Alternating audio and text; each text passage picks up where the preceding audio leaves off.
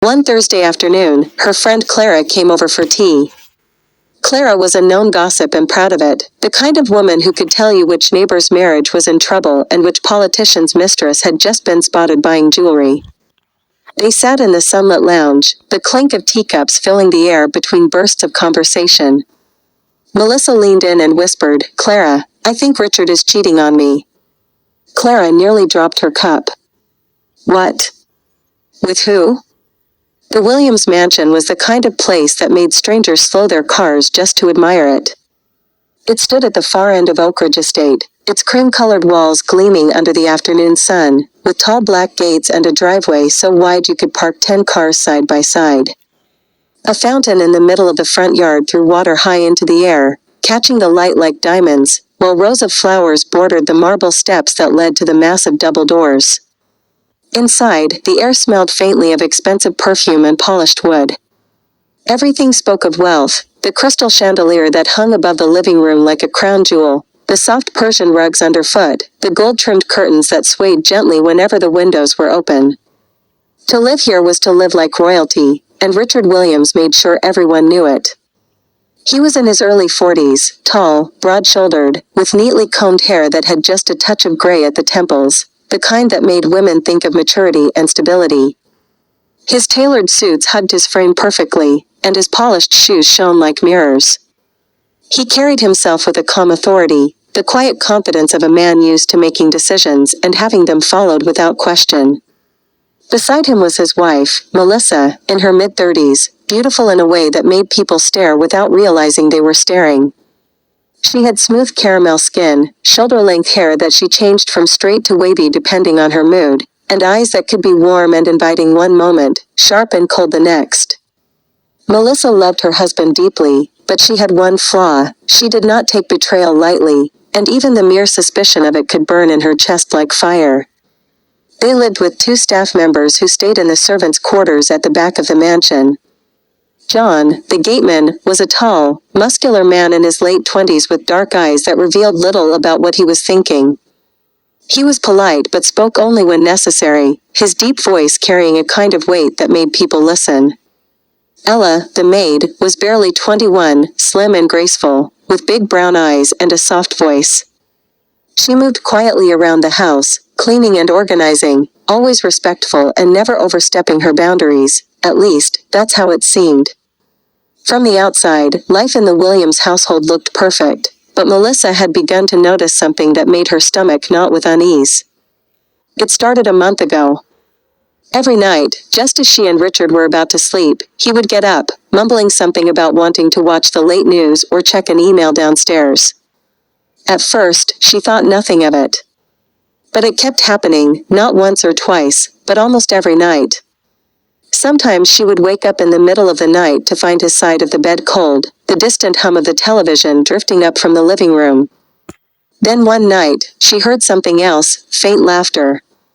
A woman's laugh. It was soft and brief, but Melissa knew the sound of it instantly. It was Ella. Melissa lay frozen in bed that night, staring into the darkness, her mind racing.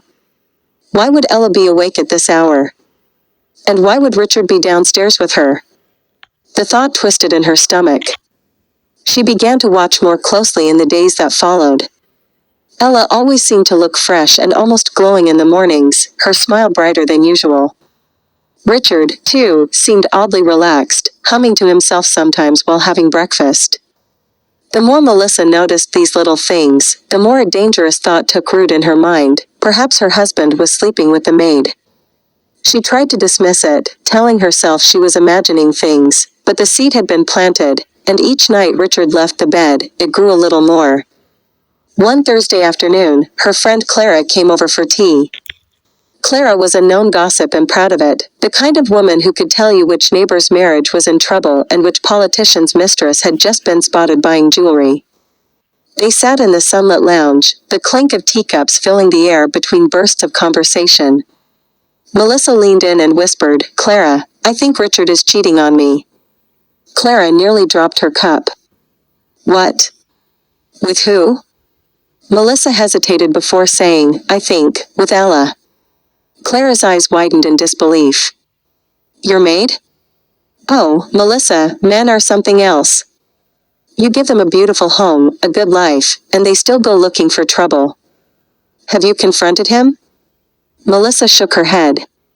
No. If I ask him, he'll deny it. I need proof. Clara set down her cup, her eyes gleaming. Then catch him in the act. Don't accuse him without evidence. These men can look you dead in the eye and swear they're innocent, even if you catch them red-handed. Melissa frowned. But how? Clara leaned forward. Simple. Remove the temptation. Send Ella away for a few days. If Richard still leaves the bed, you'll know it's not her. But if he heads to her room while she's gone, you'll catch him. The suggestion sank into Melissa's mind like a hook. By the time Clara left that afternoon, Melissa had already decided what she was going to do. The next day, Melissa called Ella into the lounge. Ella, you've been working so hard lately, she said with a warm smile. I bought you a ticket to visit your aunt in the countryside this weekend. You can leave after lunch. Ella's face lit up. Oh, thank you, madam. She looked genuinely touched. Melissa kept smiling, but inside, she was boiling with suspicion. By evening, Ella was gone, suitcase in hand, waving goodbye to John at the gate.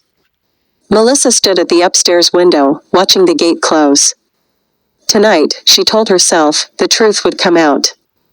That night, dinner was quiet. Richard talked about a new business deal, but Melissa barely responded, nodding occasionally while her mind was somewhere else entirely. She watched him carefully, studying every movement, every glance, but he seemed completely normal. At 11 p.m., he stood from the bed and stretched. I'll go downstairs to watch the late-night match, he said casually. Melissa forced a smile. All right, darling. Don't stay up too late. The moment he left the room, she counted slowly to 10, then tiptoed down the hallway to Ella's room. The scent of Ella's floral perfume lingered in the air. Melissa turned off the light, slipped into the bed, and pulled the blanket over herself. Her heart was pounding so loudly she was sure it could be heard. She lay still, waiting. Minutes passed. Then she heard it, footsteps in the corridor. Slow, deliberate, almost cautious. The door creaked open, and a figure slipped inside, closing it softly. Without a word, the man moved toward the bed and climbed in beside her. Melissa tensed. Something felt different. The body beside her was heavier, more muscular, and the breathing was deeper. Before she could speak, the man pulled her close. In the darkness, they made love. Once. Twice. 3 times. 4. Not a single word was spoken. Melissa's mind was spinning. 4 times? Her husband often claimed he was too tired after 2. The thought filled her with a strange mix of anger and disbelief. When it was over, she reached for the lamp and flicked it on. Her heart nearly stopped. It wasn't Richard lying beside her. It was John, the gateman. She stared at him in shock. John, she shouted. So this is how you've been sleeping with our maid? 4 rounds? John's eyes went wide with panic. Madam. I swear, I didn't know it was you. I thought it was Ella. Please, believe me. It's not your husband who sleeps with her, it's me. Melissa gasped, pressing a hand to her mouth. Jesus Christ. Before she could say another word, the door burst open. Richard stood there, his face twisted in shock and rage. Melissa. What in God's name is going on here? Melissa scrambled out of the bed. Richard, I can explain, he roared. Explain why my wife is in bed with the gateman? John dropped to his knees. Sir, please, shut up. Richard thundered. Melissa, I've given you everything. A home, love, loyalty. And this is how you repay me? Tears filled Melissa's eyes. I thought you were cheating with Ella. I was trying to catch you, and you caught yourself instead, Richard spat. His voice was like ice. Both of you, out of my house. Tonight. Melissa's mouth fell open. "Richard, please." "I made a mistake." "No," he said coldly.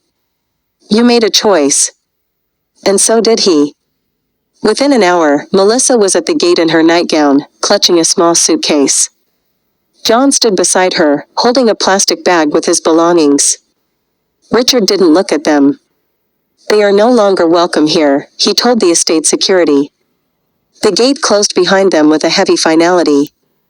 Melissa stood in the cold night air, her heart pounding with shame and regret. John walked away without a word, disappearing into the shadows. She looked back at the mansion one last time. The lights glowed warmly in the distance, but they no longer belonged to her. In her attempt to catch a cheater, she had destroyed her own life, and in the silence of the empty road, she finally understood, some suspicions are better left untested. What would you have done if you were in Melissa's shoes? Would you confront your husband immediately, or wait to catch him red-handed? Share your thoughts in the comments, your voice matters here. Don't forget to like this video if the story kept you hooked. Please subscribe so you never miss another tale filled with suspense, secrets, and lessons about life and choices. Until next time, stay wise,